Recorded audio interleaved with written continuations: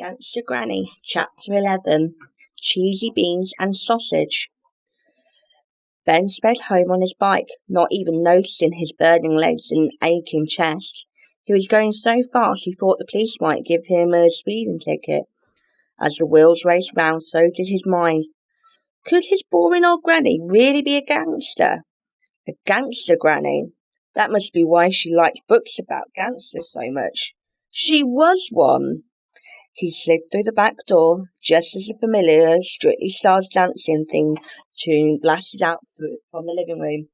He had made it home just in time. But as Ben was about to disappear upstairs and pretended he had been in the bedroom doing his homework, Mum burst into the kitchen. "What are you doing?" she asked suspiciously. "You look very sweaty." "Oh, nothing," said Ben, feeling very sweaty. "Look at you," she continued, as she approached him. "You are sweating like a pig."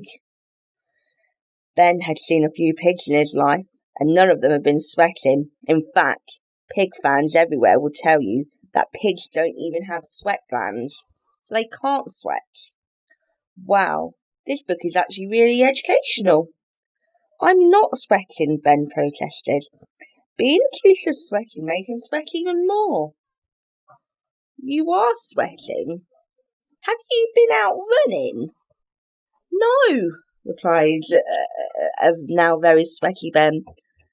"Ben, don't lie to me. I'm your mother," she said, pointing at herself, a false nail flying off into the air in the process. Her false nails came off a lot.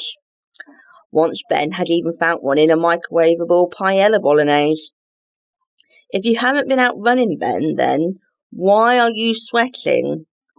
Ben had to think fast. The Strictly Stars Dancing theme tune was coming to an end. "I was dancing," he blurted out. "Dancing?" Mum didn't look convinced. Ben was no Flavio Flavino, and of course he hated ballroom dancing. "Yes, well, I've changed my mind about ballroom dancing. I love it." "But you said you hated it." Shoot back an increasingly suspicious Mum. Many times. Only the other week you said that you would rather eat your own bogies than watch that rubbish. Hearing you say that was like a dagger through my heart. Mum was becoming visibly upset at that memory. "I'm sorry, Mum. I really am." Ben reached out a hand to comfort her, and another false nail fell off onto the floor. "But now I love it. Honestly, I was just watching Strictly through the crack in the door and copying all the moves." Mum beamed with pride. She looked as if her whole life suddenly had meaning. Her face turned strangely happy yet sad, as if this was destiny. "Do you want to be she took a deep breath, "professional dancer?" "Where's my cheesy beans and sausage, wife?" called Dad from the living room. "Shut your face, Pete." Mum's eyes were wet with tears of joy. She hadn't cried so much since Flavio was kicked out of the show in week 2 last year. Flavio had been forced to partner with Dame Rachel Prejudice, who was so podgy, all he could do was drag her around the floor.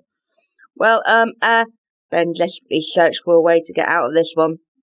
"Yeah, that really wasn't it." "Yes, I knew it," cried Mum. "Pete, come in here a moment. Ben has got something he needs to tell you." Dad trudged in wearily. "What is it, Ben? You're not joining the circus, are you? My word, you are sweaty." "No, Pete," said Mum slowly and deliberately, as if she was about to reach out the name of a winner at an award ceremony. "Ben doesn't want to be a silly old plumber anymore." "Thank goodness for that," said Dad.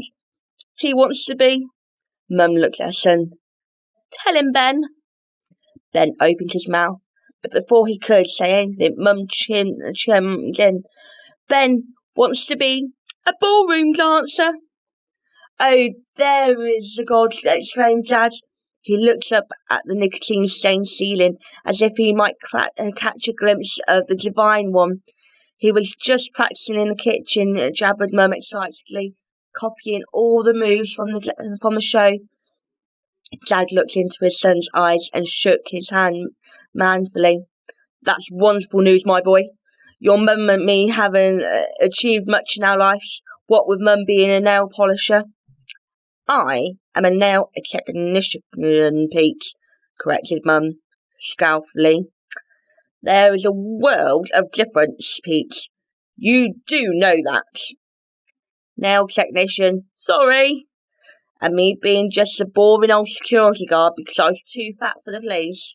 The most excitement I've had all year was when I stopped a man in a wheelchair speeding out of the store with a tin of custard concealed under his blanket.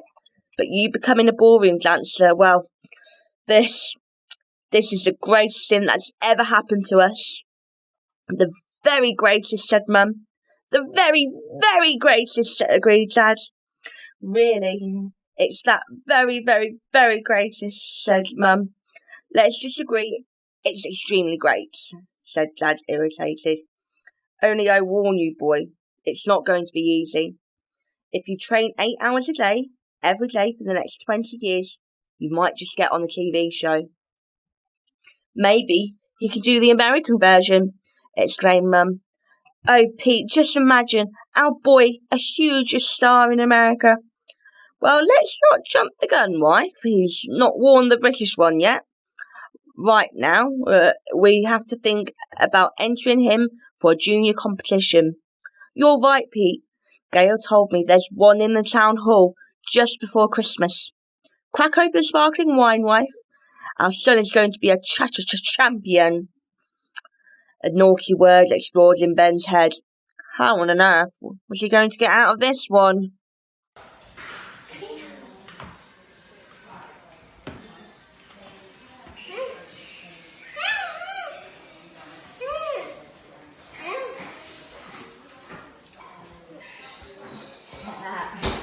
Come on then. Who's doing it? Who's walking?